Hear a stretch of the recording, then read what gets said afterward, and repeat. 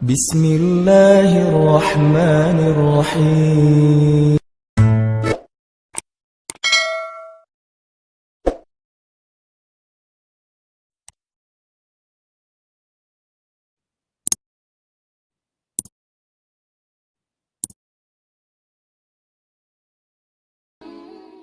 Teman-teman yang dirahmati Allah Subhanahu wa taala, puji syukur kepada Allah atas nikmat sore hari ini. Hari ini Allah menjamu kita di dalam taman-taman surga. Karena setiap majelis ilmu itu adalah raudhatan min riyadil jannah, taman di antara taman-taman surga. Makanya kenapa kalau kita duduk dalam majelis ilmu itu gampang ngantuk? Itu karena memang kita kayak duduk di taman dengan angin semilir. Tadi saya bilang ngantuk itu kalau dalam bahasa Arab disebut karena efek sakinah. Jadi kalau udah tenang, sakinah, jadinya ngantuk. Kan orang kalau misalnya hidupnya nyaman ya, nggak ada hutang gitu ya, nggak ada pasangan gitu. Kadang ada pasangan itu bikin gak bisa tidur loh. Tapi seringnya justru kalau sendiri itu gak bisa tidur. Apalagi sebelum tidur ngelihat IG-nya mantan, lebih gak bisa tidur. berat. Jadi majelis ilmu itu di dalamnya Allah turunkan rahmah dan sakinah, kasih sayang Allah dan ketenangan. Kemudian malaikat menaungi mereka. Kemudian Allah Subhanahu wa taala mencatat nama mereka dan menyebut-nyebut nama itu di sisi Allah Subhanahu wa taala. Jadi kita tiba-tiba kalau sering hadir dalam majelis ilmu itu nama kita tuh sering dimention di langit. Jadi siapapun nama kita dan itu nama yang ada di KTP loh. Bukan nama hamba Allah bukan. Nama yang kita pakai yang diberikan oleh orang tua kita, bisa nama KTP, bisa nama kayak nama panggilan. Kalau misalnya nama kita kayak agak susah diucapkan, nanti malaikat akan menyebut kita dengan nama-nama yang bermakna kebaikan. Misalnya dia seorang yang rajin duduk dalam majelis ilmu, seorang yang rajin mencari nasihat-nasihat dari para ulama, maka dia akan diberi gelar oleh para malaikat seorang yang muta'alim misalnya, atau orang yang mustaqof misalnya, atau apapun lah istilah-istilah yang baik dari para malaikat untuk kita. Dan benar-benar Allah nge-mention kita di langit, disebutkan misalnya Hanan_Ataki. Asik. Buat yang belum follow. Modus. Ya teman-teman, kemudian salawat dan salam teruntuk Nabi besar, kekasih kita, teladan kita, Nabi Muhammad Sallallahu Alaihi Wasallam. Beliau juga masa mudanya walaupun belum menjadi Nabi, usia belasan tahun, kemudian 20-an tahun, 30-an tahun, banyak teladan yang bisa kita ambil dari baginda Rasul. Walaupun waktu itu beliau belum dapat wahyu. Jadi kalau dibilang kesolehan Nabi Muhammad setelah dapat wahyu itu adalah kesolehan yang dibina dengan ayat-ayat Al-Quran. Nah, kalau sebelum dapat wahyu, kesolehan Nabi Muhammad itu adalah gift dari Allah Subhanahu wa taala. Allah benar-benar ngasih keistimewaan buat Nabi. Allah sendiri yang mentarbiyah Nabi. Allah sendiri yang membina Nabi. Allah sendiri yang mendidik Nabi dari sejak beliau di dalam kandungan ibunya. Allah yang mendidik Nabi Muhammad SAW. Sehingga beliau tumbuh menjadi seorang anak muda yang kalau dalam bahasa kita mungkin anak muda yang kece banget. Selain penampilannya keren, beliau juga yang paling lebih keren lagi itu akhlaknya. Jadi setiap Nabi itu kan Allah kasih kelebihan tuh beda-beda ya. Ada Nabi memang lebih dominan fisiknya yang paling keren, walaupun akhlaknya juga luar biasa. Tapi yang terkenal fisiknya kayak Nabi Yusuf. Kan Nabi Yusuf itu orang cewek ngelihat Nabi Yusuf saking terkesimanya mengiris tangan berdarah nggak berasa ya. Itu saking terkesimanya. Makanya buat cowok-cowok yang merasa udah ganteng nih, coba kasih jarum pentul ke cewek. Mbak, nih jarum pentul buat apa? Coba Mbak tusuk jari sambil ngelihat wajah saya. Kalau Mbak nggak sakit, berarti saya ganteng. Dijamin sakit. Berarti masih mending kayak gitu, nggak ganteng doang. Ada yang lebih parah, dikasih jarum pentul, terus ditusuk jarinya sambil ngelihat wajah kita. Bukan cuma sakit, jadi infeksi. Berarti kan wajah kita ada virusnya. Lebih parah. Ini beda banget dengan Nabi Yusuf. Ngelihat wajah Nabi Yusuf, nggak berasa sakitnya. Kadang-kadang nggak usah ngelihat langsung, ngelihat postingannya aja udah nggak berasa sakitnya. Setiap hari kan cewek-cewek pada kepoin, ini Yusuf lagi ngapain, Yusuf lagi ngapain. Jadilah Yusuf trending topik di Mesir pada saat itu. Semua cewek-cewek ngomongin Yusuf, Yusuf, Yusuf. Setiap cewek di bangkunya gitu ya, di kursi tulis Yusuf gitu ya, di buku catatan Yusuf, di papan tulis. Itu kan cara-cara orang-orang suka-sukaan zaman dulu ya. Kalau sekarang mungkin pakai gadget. Yusuf. Kalau cewek yang jadi simbol cantik di sepanjang sejarah manusia itu siapa? Sarah, istri Ibrahim. Sarah istri Ibrahim saking cantiknya, bukan cuman gak kerasa kalau ngiris tangan. Ngelihat Sarah tuh saking terkesimanya jadi stroke. Saking cantiknya Sarah, ngelihat aja jadi stroke. Siapa yang pernah stroke gara-gara ngelihat Sarah? Raja Mesir. Kan Sarah lagi kayak traveling gitu kan, dari Irak ke Palestina. Nah, jalan bareng Ibrahim, bareng teman seperguruan nama Sarah, namanya Lut, yang kelak juga jadi nabi. Jadi Ibrahim, Lut, Sarah jalan, traveling. Jalan terus transit di Mesir. Pas lagi transit di Mesir, orang-orang ngelihat Sarah itu banyak yang terkesima, akhirnya heboh lah seluruh Mesir kalau ada cewek cantik dari Irak lagi transit di situ. Diundang oleh raja ke istana, jadi disuruh extend, jangan lanjut. Jadi connecting flight-nya tuh di cancel. Ntar dikasih yang kelas bisnis atau yang first class sama raja. Diundanglah ke istana. Sampai di istana, raja pengen ngegodain Sarah, dikirain Sarah ini masih jomblo gitu kan. Soalnya nanya ke Ibrahim, Ibrahim nggak ngaku. Ibrahim, siapa Sarah itu buat kamu? Istri atau siapa?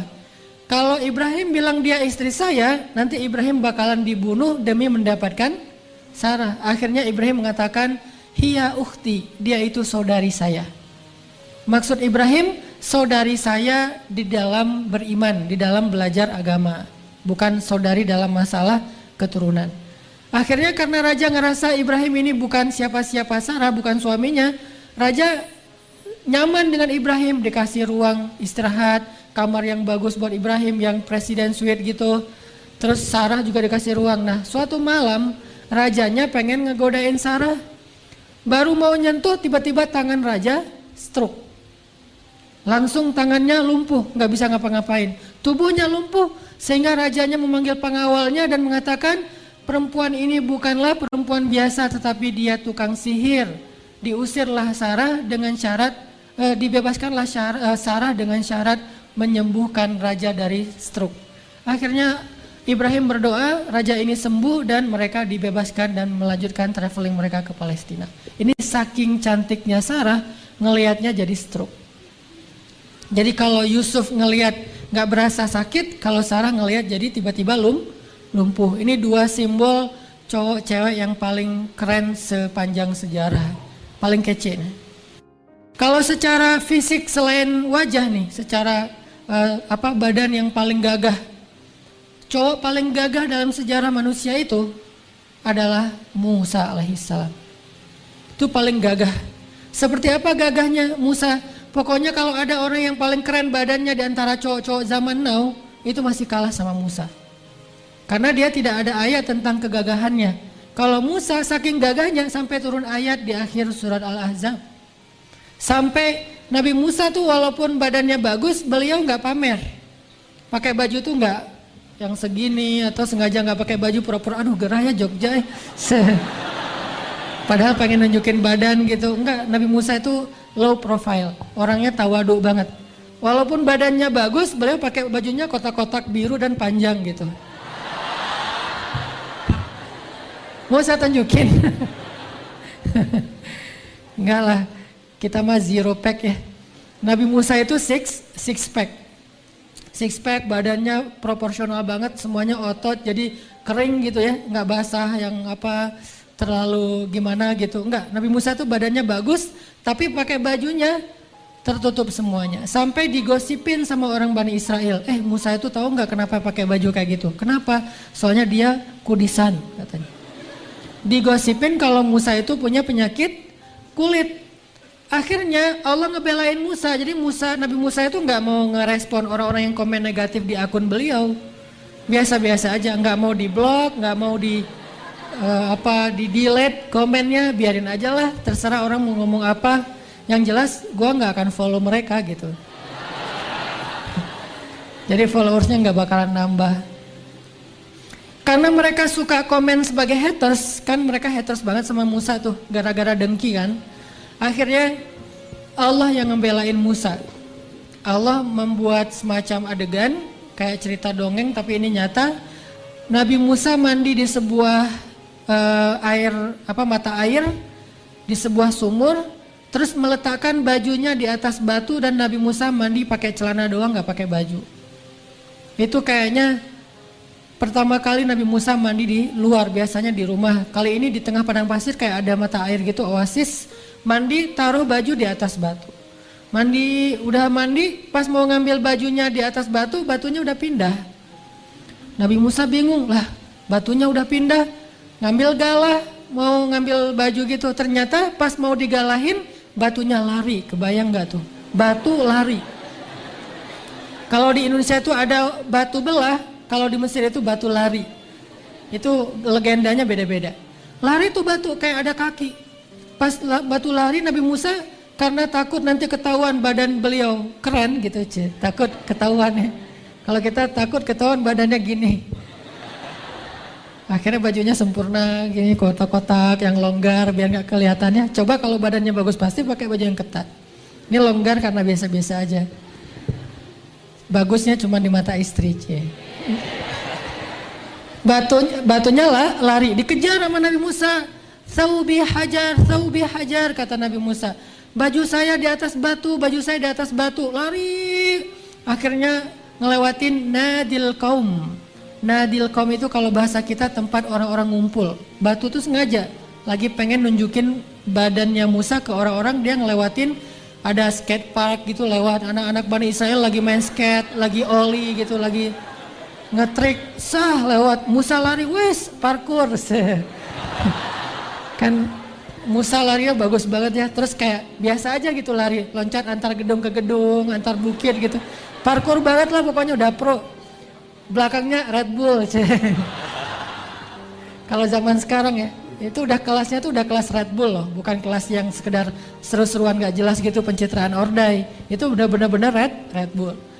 Musa lari, wah badan Musa paling bagus, heboh di antara anak-anak street.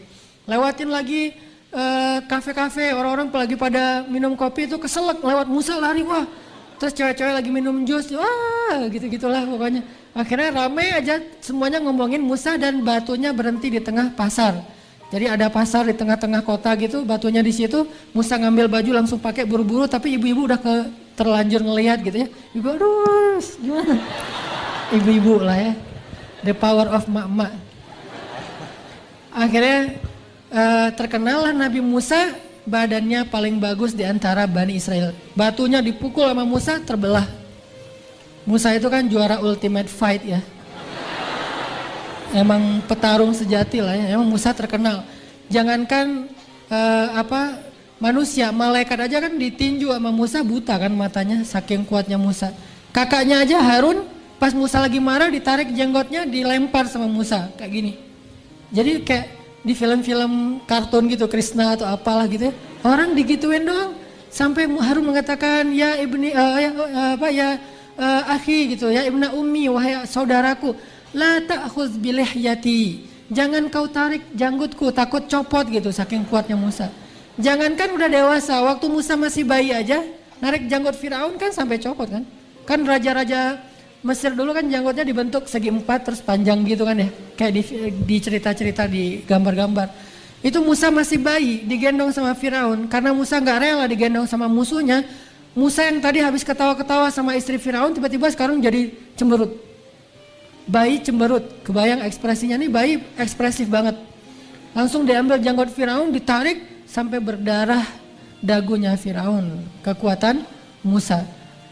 Nah, ini terkenal nabi yang paling bagus dan paling ideal tubuhnya. Siapa lagi nabi yang nabi anak basket kalau bahasa kita, paling tinggi? Adam alaihissalam. Itu lebih keren daripada anak basket. Anak basket paling tinggi di NBA ya. Berapa? 2 meteran. Nabi Adam 80 hasta. Ini 1 hasta. Kurang lebih setengah meter, berarti 40 meter. Coba lihat ke atas 40 meter segimana. Itulah tingginya Adam, 40 meter. Karena kata Nabi, penduduk surga tingginya setinggi Adam, 80 hasta, 40 meter. Jadi kita nanti di surga tiba-tiba jadi gede loh. Ini saya kenapa ya? Kayak habis minum obat apa gitu, tiba-tiba membesar. Jadi bukan raksasa ya. Karena Adam itu ideal, kitanya yang hobbit. Jadi bukan raksasa Adam gitu. Kebayang gak kalau kita hidup di zaman Adam, terus sholat berjamaah bareng dengan generasinya Adam, kan gak sengaja nih apaan sih di bawah kaki kok keinjak. Ternyata kita gitu. Makanya dibedain kan zamannya antara umat Nabi Muhammad sama umat Nabi Adam. Itu tinggi banget, gagah banget. Terus Nabi dengan kelebihan yang Allah kasih juga suaranya. Siapa? Ayahnya Yusuf, Daud alaihissalam. Ayahnya Sulaiman, Daud alaihissalam. Daud itu Allah kasih mukjizat suara. Jadi bisa dibilang kalau zaman sekarang Daud itu vokalis. Itu legend banget. Siapa vokalis? Sebutlah kayak reggae gitu ya. Ada Bob Marley, jauh lah. Atau siapa misalnya vokalis pop, misalnya ada Michael Jackson, siapa kayak gitu-gitu. Jauh dibandingkan dengan suara Daud. Sehingga sekarang orang kalau suaranya bagus, Nabi Muhammad itu dulu pas ada sahabat namanya Abu Musa al-Ash'ari, anak muda. Walaupun istilahnya Abu itu dalam bahasa Arab bukan orang tua ya. Itu kayak panggilan apa? Panggilan gaulnya lah, panggilan bekennya lah, itu pakai istilah Abu. Jadi kalau misalnya dia punya anak namanya Muhammad, dipanggil Abu Muhammad. Kayak Ali, nama anak laki-lakinya Hasan, dipanggil Abul Hasan. Jadi panggilan beken itu Abu, bukan berarti dia udah tua. Nah, Abu Musa itu anak muda, keren banget, suaranya bagus. Suatu hari Abu Musa baca Al-Quran, Nabi lewat masjid ngedengar suara indah sekali. Akhirnya Nabi duduk di sebelah Abu Musa ngedengerin bacaan Abu Musa. Kata Abu Musa, ya Rasulullah, saya udahan ya. Kata Rasulullah, lanjutkan Abu Musa. Enggak boleh, enggak enak. Saya masa bacain Quran di depan orang yang kepada dia Al-Quran diturunkan. Kan enggak, kayak enggak rasa salah tingkah banget ya, enggak pede. Kata Nabi, saya suka mendengar dari orang lain. Jadi Nabi juga kadang-kadang suka ngedengerin bacaan orang lain. Dan orang yang Nabi suka dengar bacaannya Abu Musa. Berarti kan keren banget nih bacaannya. Akhirnya Abu Musa baca Quran. Lalu para sahabat di luar datang ke masjid bilang, ya Rasulullah, apakah malam ini malam Lailatul Qadar? Kata Rasulullah, bukan. Kenapa? Kami melihat bintang di langit itu makin lama makin banyak. Jadi kayak bintang itu terus ada satu persatu muncul. Terus makin banyak sampai penuh langit dengan bintang-bintang. Terus kata Nabi, itu bukan cahaya bintang, itu cahaya malaikat yang pengen mendengar bacaannya Abu Musa al-Ash'ari. Malaikat aja turun pengen dengerin vokalnya Abu Musa, itu vokalnya keren banget. Dan dia tuh bener-bener akapela gitu ya, jadi gak pakai solo lagi, tunggal show ya. Akhirnya dia baca Quran, setelah selesai Abu Musa baca, malaikat hilang satu persatu naik lagi ke langit. Dan Nabi mengatakan, laqad utita mizmaran min mazamiri ali Daud. Wahai Abu Musa, Allah sudah memberikan kepada kamu seruling di antara seruling-seruling keluarga Daud. Jadi suaranya seperti suara seruling. Sehingga kalau Nabi Daud berzikir, Nabi Daud bertilawah dengan kitab beliau, maka seluruh makhluk yang ada di sekitarnya itu akan ikut nonton konser single show Nabi Daud alaihissalam. Itu lebih ramai daripada Tomorrowland loh. Itu ramai banget. Jadi orang tuh kalau Tomorrowland kan datang dari beberapa negara terus kayak charter pesawat gitu kan ya, sampai di pesawatnya ditulis Tomorrowland Brazil gitu kan, Tomorrowland apa gitu. Ini Tomorrowland dari mana-mana datang pengen nonton single show-nya Nabi Daud alaihissalam. Dan benar-benar suaranya aja udah lebih keren daripada orang nge-DJ. Udah keren banget lah suaranya. Sehingga burung, angin, air, ikan, semuanya berhenti pengen dengar suara Daud alaihissalam. Sehingga Allah menyebutnya ketika Daud berzikir bersama semesta. Berzikir bersama semesta. Kok bisa berzikir bersama semesta? Karena kalau Daud udah bicara aja nih, nggak usah Daud bernyanyi ya, bicara aja itu suaranya tuh udah keren banget. Jadi kalau Daud bikin 1 minute booster itu nggak pakai back sound. Kalau saya kan 1 minute booster pakai back sound ya. Kenapa? Untuk menutupi suara yang masih standar lah ya. Dan kesalahpahaman orang terhadap suara saya. Ini ustazah mana nih kok keren gitu.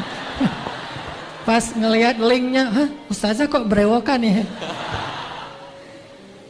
Jadi ustazah tapi senang main permainan anak-anak street C. Nah kalau saya karena pengen menutupi kekurangan dari suara, pakailah back sound. Kalau Nabi Daud nggak usah pakai back sound. Suara beliau 1 minute booster pasti likersnya itu bisa miliaran. Banyak banget orang yang senang dengan boosternya Daud. Udah orangnya bijak, lembut, suaranya luar biasa, petarung. Well, dengan legendnya petarung dari barat namanya Goliat. Kenapa disebut Goliat? Karena badannya gede. Dia sama Daud nggak seimbang banget nih.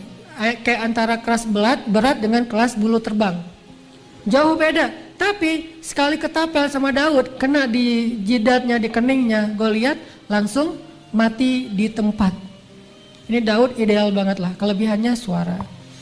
Ada siapa simbol cewek cantik di Mesir? Cleopatra. Tapi kan gak disebutkan Cleopatra di Al-Quran. Yang disebutkan justru Sarah. Karena dia cantiknya bukan cuma fisik, tapi juga solehah. Kalau keren, mungkin juga banyak cowok-cowok keren. Bahkan di zaman Nabi itu ada cowok keren yang dideportasi gara-gara terlalu keren. Zaman sahabat, zaman Umar. Dia dideportasi, paspornya dicabut gara-gara salah saya apa? Salah kamu, terlalu keren. Terlalu keren salah gitu di zaman itu. Saking terlalu kerennya dia bikin banyak cewek itu gak bisa tidur loh. Semuanya nyebut nama dia, seandainya saya jadi istrinya, seandainya saya jadi kekasihnya, sampai dan rambutnya itu ikal sepundak, dipanggil sama Umar, bawa dia ke sini, saya pengen tahu anaknya kayak gimana. Pas datang, oh ini anaknya, keren. Gitu.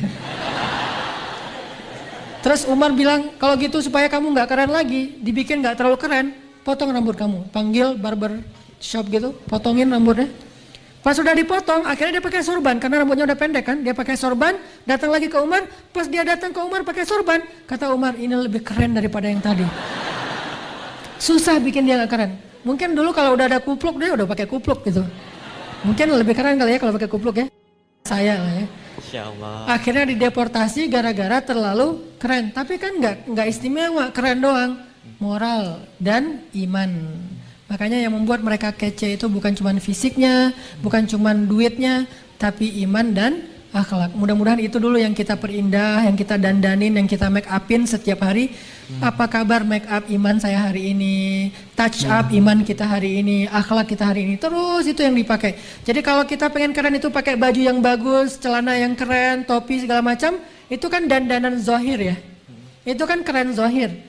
Dandanin juga secara batin hati kita dan akhlak kita dengan dandanan dan perhiasan-perhiasan yang bagus. Dan salah satu perhiasan perempuan yang paling berharga biar bikin dia kece, sifat malu. Itu perhiasan paling indah pada diri perempuan. Dan perhiasan yang paling indah pada diri laki-laki yang bikin dia kece, tanggung jawab. Jadi mahkotanya perempuan adalah sifat rasa malu, mahkotanya laki-laki adalah tanggung jawab. Mudah-mudahan kita menjadi seperti mereka insya Allah, bukan hanya fisiknya tapi juga zahir dan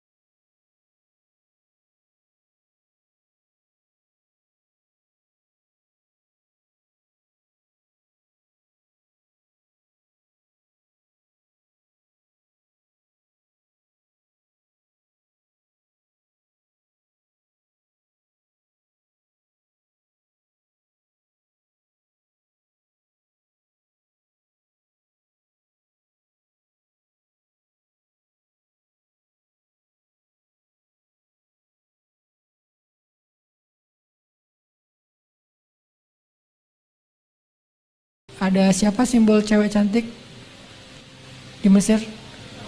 Cleopatra. Tapi kan nggak disebutkan Cleopatra di Al-Quran. Yang disebutkan justru Sarah. Karena dia cantiknya bukan cuma fisik, tapi juga soleha.